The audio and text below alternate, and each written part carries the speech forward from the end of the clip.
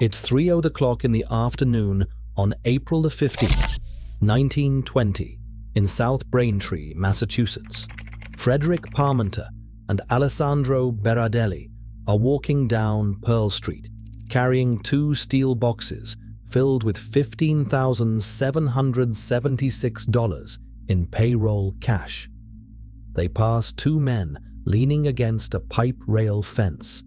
Without warning, the men draw pistols. Berardelli reaches for his revolver but never gets it out. 4 bullets tear through him, the last fired as he falls to his knees. Parmenter runs. A shot catches him in the chest, another in the back. He collapses in the gutter. A dark blue Buick speeds up the street. The killers grab the cash boxes, jump in and vanish, firing at witnesses as they go. 2 Italian immigrants will be executed for this crime. But the real killers are 40 miles south in Providence, building an empire.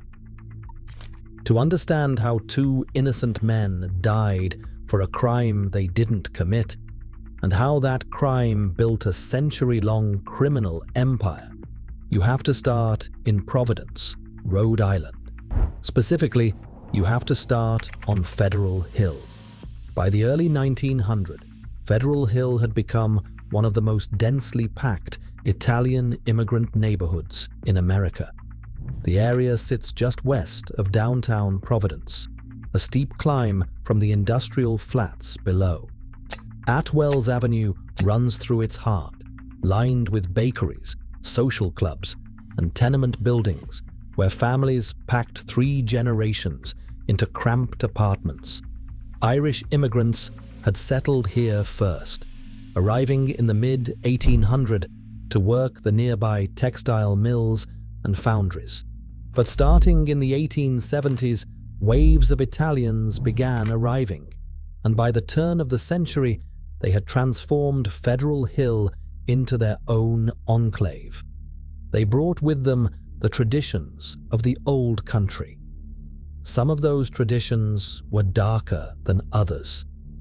The Morellis family called Federal Hill home by 1895, long before the brothers would become infamous. There were 5 of them: Joseph, the oldest, known as Statsy; Frank, who earned the nickname Butsy; and Mike, Patsy, and Fred. Contrary to later accounts claiming they arrived from Brooklyn during World War I, the Morellis were Providence natives, born and raised in the same neighborhood they would eventually terrorize. Joseph Morelli understood something fundamental about organized crime before most others did. He understood that a tight crew of brothers bound by blood could accomplish what loose associations of criminals could not. In the years before Prohibition, he organized his brothers and several neighborhood youths into a robbery gang. Their specialty was freight cars. They targeted railroad shipments with precision, stealing merchandise before it reached its destination. Their favorite targets were shoe factories, including the Slater and Morrill Company and Rice and Hutchins in South Braintree, Massachusetts. Federal authorities eventually caught up with Joe and Frank Morelli, securing convictions that sent them to federal prison. But prison terms end. Frank Morelli was released in February 1924 and immediately returned to Providence, where he set about organizing rackets with brutal efficiency. The early stages of this effort were violent. Morelli was arrested for assault with a deadly weapon in May 1924 and was himself stabbed in 1925. But by 1917, before the prison stint, he had already formally established the Providence crime family, controlling bootlegging and illegal gambling operations across Rhode Island, Connecticut, and parts of Massachusetts. Meanwhile, 40 miles north in Boston, a separate mafia family had taken shape. Gaspare Messina had assumed control after the assassination of Gaspare di Cola on September 21st, 1916. The two organizations, Boston and Providence, operated in parallel, occasionally cooperating but maintaining distinct territories and leadership. By the spring of 1920, the Morelli gang faced a serious problem. Federal indictments were pending against several members. Fighting the charges required money, and lots of it. The brothers knew the payroll schedules at the shoe factories they had been robbing for years. They knew that every Thursday, cash shipments arrived at Slater and Morrill. They knew the route the paymaster walked, and on April 15th, 1920, they decided to take what they needed. 3 weeks after the murders, on May 5th, 1920, police in Brockton, Massachusetts, arrested 2 Italian immigrants on a streetcar. Their names were Nicola Sacco and Bartolomeo Vanzetti. Both men were carrying guns. Both lied to police about their anarchist affiliations, terrified of deportation during the Red Scare hysteria gripping the nation. Neither man had any connection to the Morelli gang. Neither had ever set foot in Providence's Federal Hill. But they were Italian, they were radicals, and they were armed. That was enough. The case against them was built on circumstantial evidence and eyewitness testimony that contradicted itself at every turn. What prosecutors never told the jury was that Joe Morelli bore a striking resemblance to Sacco, so striking that witnesses for both prosecution and defense would later mistake his mugshot for Sacco's photograph. They never mentioned that Mike Morelli had been driving a new Buick that vanished after April 15. They never explained why the Morelli gang had already been charged with stealing shoes from Slater and Morrill, the very factory targeted in the robbery. New Bedford police had actually suspected the Morellis, but authorities wanted anarchists, not professional criminals. On July 14, 1921, after a trial soaked in prejudice and prosecutorial misconduct, a jury convicted Sacco and Vanzetti of murder. The real killers watched from Providence and said nothing, while innocent men sat in prison awaiting execution. Frank Morelli consolidated his grip on Providence. Prohibition had transformed the criminal landscape, creating fortunes for anyone willing to supply America's thirst for illegal alcohol. Bootlegging routes stretched across New England, and the Morellis controlled the Rhode Island territory. Gambling operations expanded into Connecticut. The money flowed, and with it came power and political protection. In Boston, the parallel family underwent its own transition. Gaspare Messina stepped down as boss in 1924, and a power struggle ensued among rival factions fighting for control of gambling, bootlegging, and loan sharking. Filippo Bucola eventually emerged victorious, ruling from East Boston while systematically eliminating his competition. In December 1931, his underboss Joseph Lombardo arranged the murder of Frank Wallace, boss of South Boston's Irish Gustin gang. The following year, Morelli merged his Providence family with Bucola's Boston operation. The New England crime family was formally established, a structure that would endure for nearly a century. On November 18, 1925, a convicted bank robber named Celestino Maderos passed a handwritten note to Nicola Sacco in their shared prison. It read, "I hereby confess to being in the shoe company crime at South Braintree on April 15, 1920, and Sacco and Vanzetti was not there. Morellis identified his accomplices as 4 Italians he had met in a Providence bar, men he knew only as Mike, Bill, and others. Defense attorney Herbert Ehrman investigated and traced the confession directly to the Morelli gang. The evidence was compelling. The gang's history of shoe factory robberies, Joe Morelli's resemblance to Sacco, the disappearing Buick, and the fact that Morellis had $2,800 after the robbery, while not a single dollar of the stolen payroll was ever linked to Sacco or Vanzetti.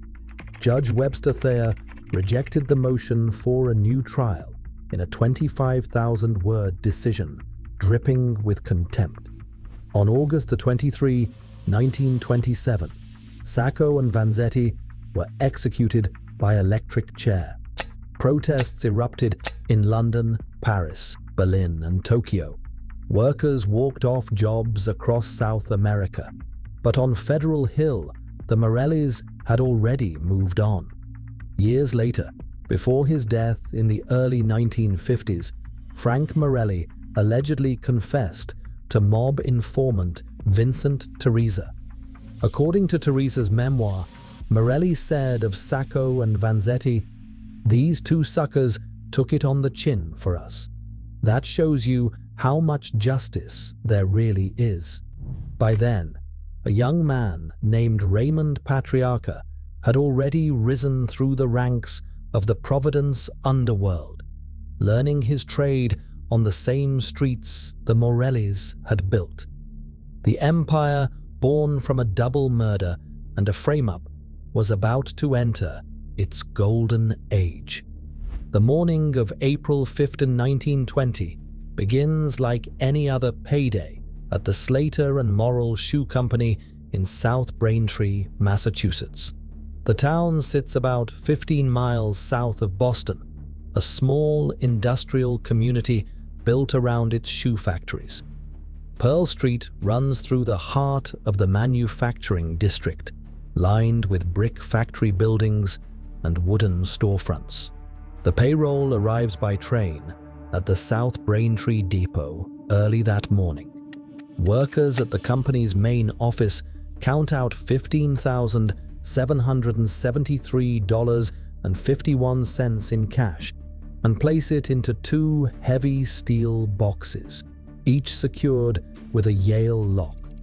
The money will pay wages for roughly 500 factory workers. By mid-morning, the cash boxes sit waiting in the company's executive office at 26 Pearl Street, ready for transport to the main factory 200 yards down the road.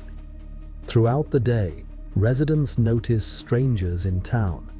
2 men are seen loitering near the pipe rail fence in front of the Rice and Hutchins shoe factory, directly across from Slater and Morrill. They lean against the fence, watching the street, speaking to no one. A dark touring car sits parked further up Pearl Street, its engine occasionally running. Witnesses will later recall seeing 3 men inside. The license plates on the car had been stolen days earlier in Needham, Massachusetts. The car itself, a dark blue Buick, had been taken from a garage in nearby Bridgewater. The Morelli gang has been watching this payroll routine for weeks. They know the schedule because they have robbed these same factories before, stealing shoe shipments from freight cars. They know that every payday, 2 men carry the cash boxes down Pearl Street to the main factory. They know the route is unguarded, the walk short, the opportunity perfect. At approximately 3 o'clock in the afternoon, Frederick Albert Parmenter and Alessandro Berardelli leave the company office. Parmenter is the paymaster, 44 years old, unarmed. Berardelli is his security guard, 45, carrying a .38 caliber Harrington and Richardson revolver in a hip holster. The two men joke briefly with the women in the office, then step outside carrying the steel boxes. The afternoon is mild. Workers at Rice and Hutchins can see them through the factory windows. Parmenter and Berardelli begin walking south on Pearl Street toward the main factory. They pass a water tower on their left. Ahead, two men lean against the fence, watching their approach. At 3:05, the two strangers push off from the fence and move toward the paymaster and his guard. What happens next takes less than 30 seconds. The first gunman draws a pistol, a .32 caliber automatic. Berardelli sees the weapon and reaches for his revolver. He never clears the holster. The first shot strikes him in the torso. He stumbles backward. The second and third shots follow in rapid succession, driving him to the ground. Berardelli falls to his knees on the dusty street, still trying to reach his gun. The fourth shot is fired, point blank, execution style, as he kneels helpless. He collapses face first onto Pearl Street. Parmenter drops his cash box and runs. He makes it across the street before the second gunman catches up. The first bullet tears into his chest. He staggers, stumbles, falls into the gutter beside the road. As he lies there, the gunman fires again, this time into his back. Parmenter will regain consciousness briefly that evening, long enough to tell investigators he did not recognize his attackers. He dies at 5:00 the following morning. The two shooters fire several more shots into the air, a prearranged signal. The dark blue Buick accelerates up Pearl Street from its parking spot near the Slater and Morrill factory. It reaches the shooters within seconds. The gunmen grab the steel cash boxes, wrench open the car doors, and throw themselves into the back seat. Witnesses at factory windows watch in horror. Some duck for cover as the men in the car fire wildly in their direction. The Buick tears up Pearl Street, scattering pedestrians. South Braintree Square, the driver turns hard left onto Hancock Street. Someone in the car throws handfuls of roofing nails onto the road behind them, puncturing the tires of any vehicle attempting pursuit. By the time Police Chief Michael Stewart arrives at the scene, Berardelli is dead, his body lying in a spreading pool of blood. Parmenter lies in the gutter, barely breathing. The medical examiner recovers 6.32 caliber bullets from the two victims.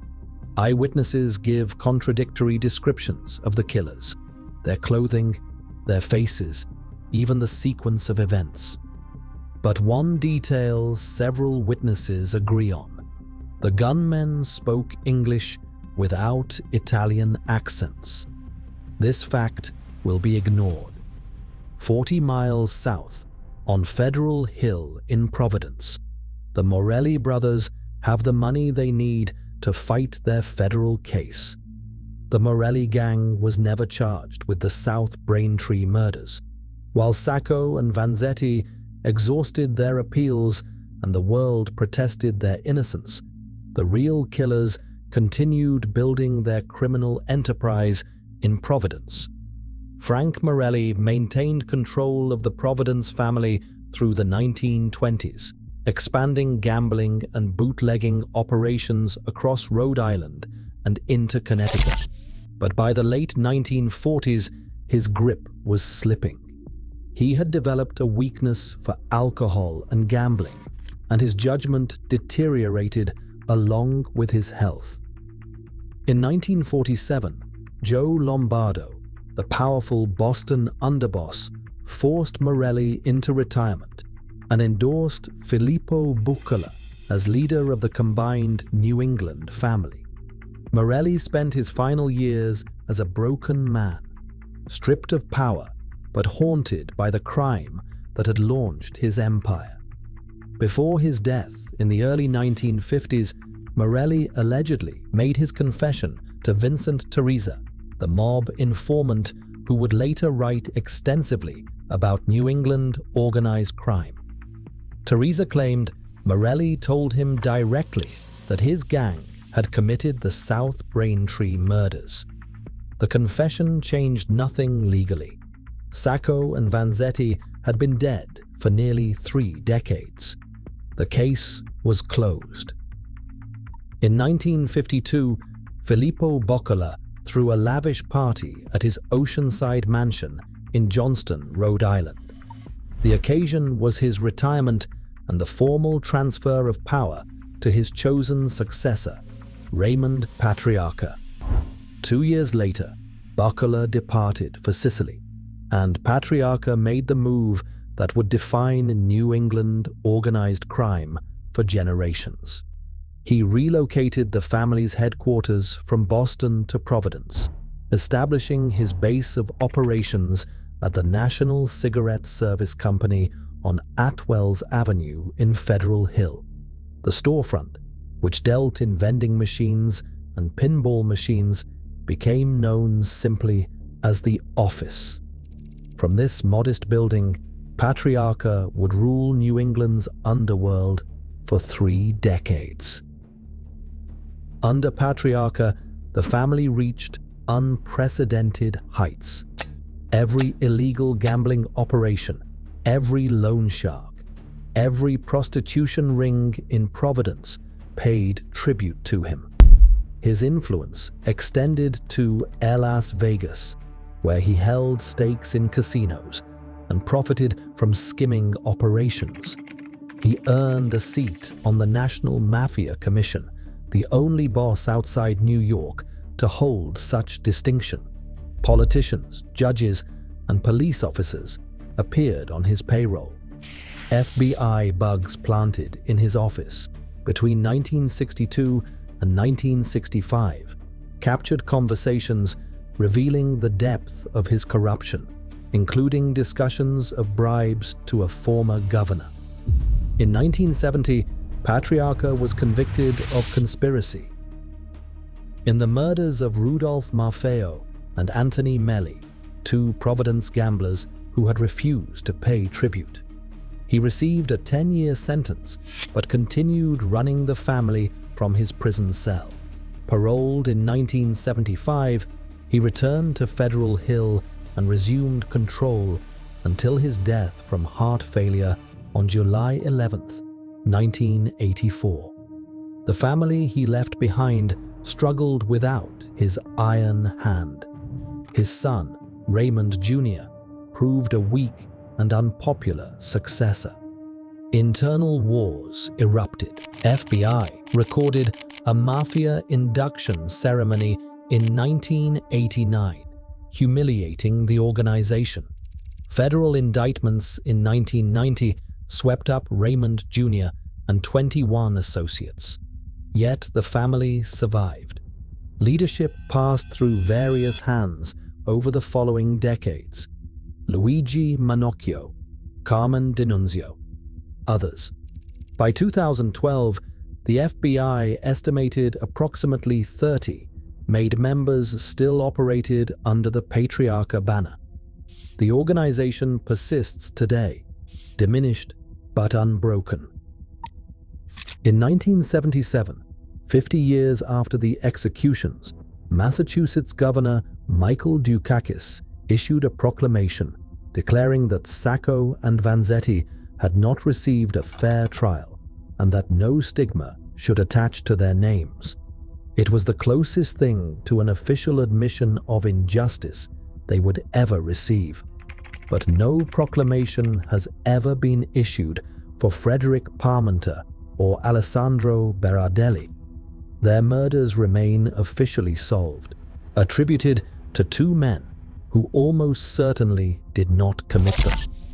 Today, a memorial stands at the corner of French and Pearl Streets in South Braintree, dedicated to Frederick Parmenter and Alessandro Berardelli. It was erected in 2010, 90 years after their murders. Meanwhile, on Atwell's Avenue in Providence, La Piña still hangs from the gateway arch, welcoming visitors to Federal Hill. Some welcomes, it seems, never expire.